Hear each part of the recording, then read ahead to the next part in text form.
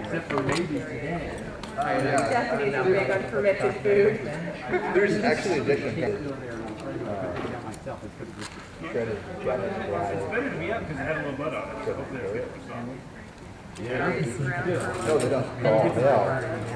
Yeah, but that was they did a couple of It is. True. Basically the same fermentation, right?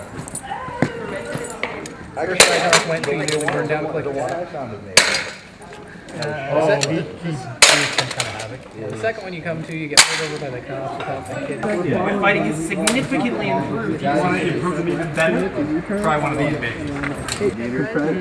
Well, it was actually kind of neat because it's not on the standardized. Well, when we turned you off at the previous plan and went to a phone that didn't have Easy Navigator, it's probably effed up the system. Right, well, the week before to check my account, and then the password would not work. Well, Almost what it would be, you know. It's like, oh, I'll just toss it. I was like, oh, and then like 2 days later, I got an email from yeah, oh yeah. Do you have some,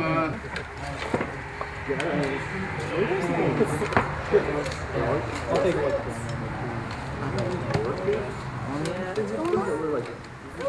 Like I thought, right? You're putting up yeah. And like, more specifically, a bastard sword should be designed in a way that it can effectively be wielded with one hand.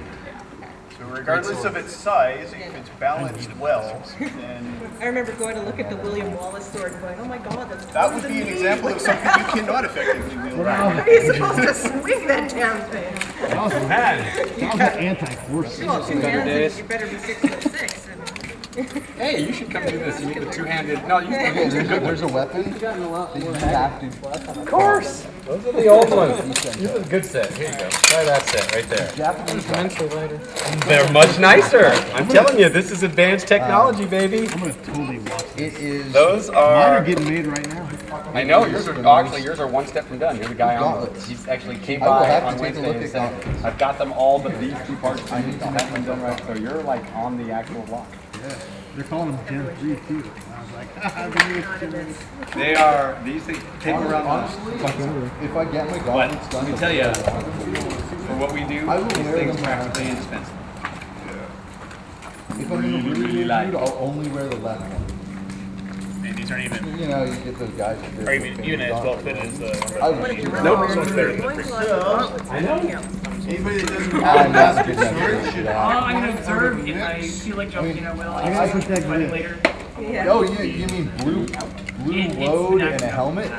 Yeah, I like the Oh, load you idea. can't tie your own strap? Well, Because I want to fight. yeah, Get well, fighting. I I was want thinking the pick, ready to fight. completely naked except the helmet. That is a constant. Oh, yeah, I don't like You're what?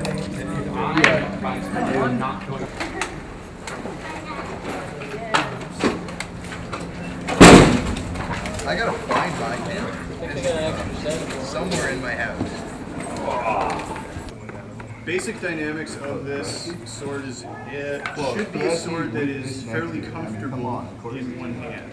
Okay, so if you grab it up at its eons, it should be something you can fairly effectively move, and it shouldn't feel like it's incredibly unwieldy in one hand. Right? The reason we're doing this in arms and gauntlets is because there's an awful lot of stuff that people generally do wrong. I don't think we're going to pick up a two-handed sword and a Like having a sword. spike sticking out of And the they start going through a lot of stuff, and it just becomes very unwieldy and unpractical. So anytime you're working with one of these weapons, always make sure that your gauntlets and your arms are going to give you a range of motion, and don't try and do anything with these swords and weapons that is outside of what your arms are going to allow you to do. Right? Just because you saw somebody do a fancy move with swords doesn't mean that hey, it's a good idea.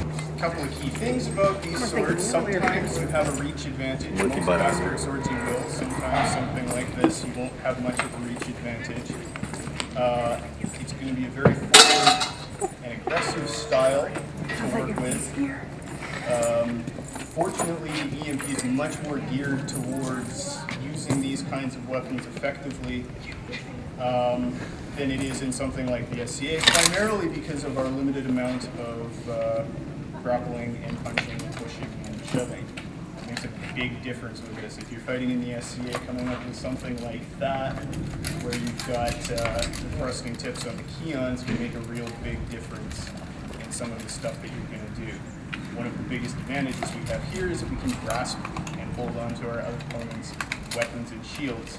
Not doing so and trying to fight with bastard swords is not going to be very effective.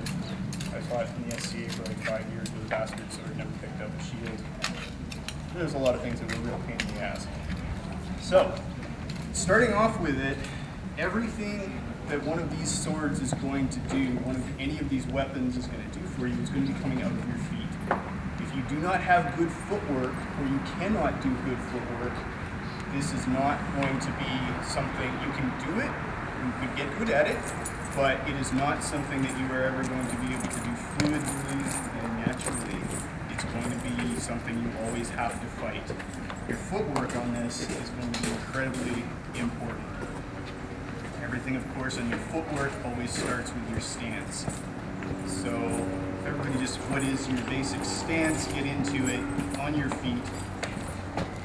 Generally, I teach people that a good, solid stance is something that they have a lot of range of movement forward and back in. They've got a lot of stability side to side, and if you just kind of jump and land on your feet, that's going to be a solid stance for you to start with. Okay? So if your stance is in a way that you can't land comfortably after taking a step and moving, you're going to really want to work on your stance because your footwork is not going to be what it needs to be for this kind of sword and this kind of weapons work. Alright? Generally, myself, I like to fight with a much more forward stance and a lot more naturally aggressive. Anything that you do with these swords has to be able to come from you naturally. Okay? Do not try something. There are things that I'm going to do really well that you might not be able to because of your body mechanics. What I'm saying is that you are going to have to, for lack of a better way, you are going to have to find your one with your weapon where that balance is. And that's going to have to be the style that you come, that's going to be the style that you work with. Forcing this into something that does not come naturally is very difficult. And when these swords and these weapons become awkward in your hands, it doesn't really work very well. That's what I'm saying. Does that kind of make sense to everybody? Yes? Okay. Alright. So, like I said, everything is coming out of your feet, everything's coming out of your footwork. I'm going to be talking mostly about the style that I work with that I find to be quite effective. In general, there's two types of fighting that you're going to do with a two-handed weapon, primarily this kind of a master sword. It's going to be a very offensive type of situation, or it's going to be a very reactive situation. In a reactive situation, this is going to be what you're going to do to a lot of sort of shield fighters, is where you are going to react to their situation that they create and try and take advantage of that. Be very careful with a reactive situation or a stance or a reactive fight, because if you're not fast enough with it, it's going to end very poorly. The fight's basically over before it starts. So what you're looking for in that kind of a situation is you're looking to draw your opponent into something and then react to it.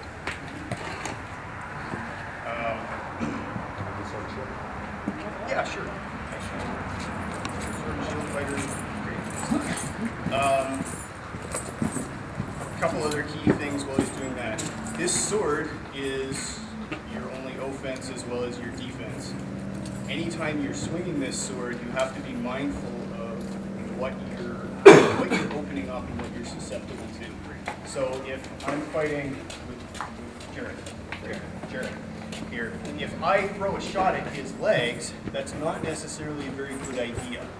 Because while I'm doing this, if I'm throwing this in this stance, and of course it's creating an opportunity for him to hit me in the head.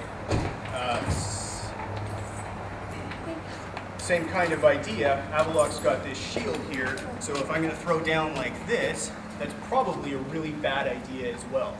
Okay, so anytime you're working with one of these swords, any of these weapons, you have to remember that everything you're doing has to have a defensive option to it at the same time.